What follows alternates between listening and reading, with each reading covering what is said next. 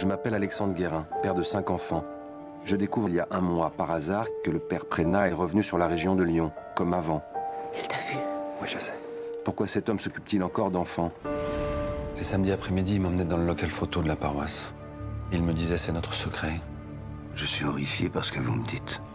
Enfin, moi, ce que j'attends, c'est une sanction de l'Église à son encontre. Je vais être clair avec vous, le père Prénat restera toujours prêtre.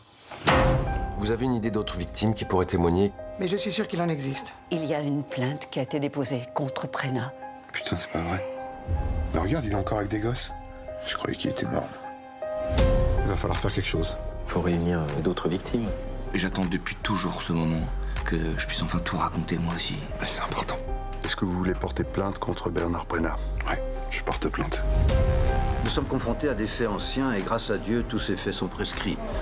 Vous vous rendez compte de la violence de ce que vous venez de dire? Grâce à Dieu, ça veut dire heureusement. Moi, je voudrais vous dire que je fais pas ça contre l'Église, mais pour l'Église. Maman, tu te souviens? Un jour, en sortant du catéchisme, je t'avais dit que Prénat m'avait embrassé. Pourquoi vous étiez pas allé voir la police? Peut-être qu'on aurait dû. Ça fait plus de 30 ans, Alexandre. Maman, il s'agit d'aujourd'hui, du père Prénat qui est toujours en contact avec des enfants. Tu as toujours été doué pour remuer la merde.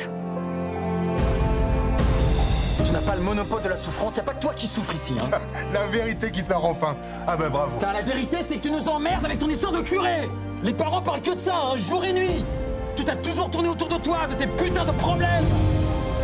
Moi, j'ai rien construit. Hein. Pas de famille, pas de boulot. Essaye de faire quelque chose de ta vie. Mais justement, c'est ça ma vie, tu vois. La parole libérée, c'est ça ma vie. Tu comprends rien en fait, hein.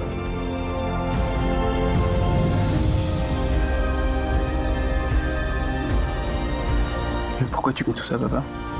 Pour que ce que j'ai subi se reproduise plus.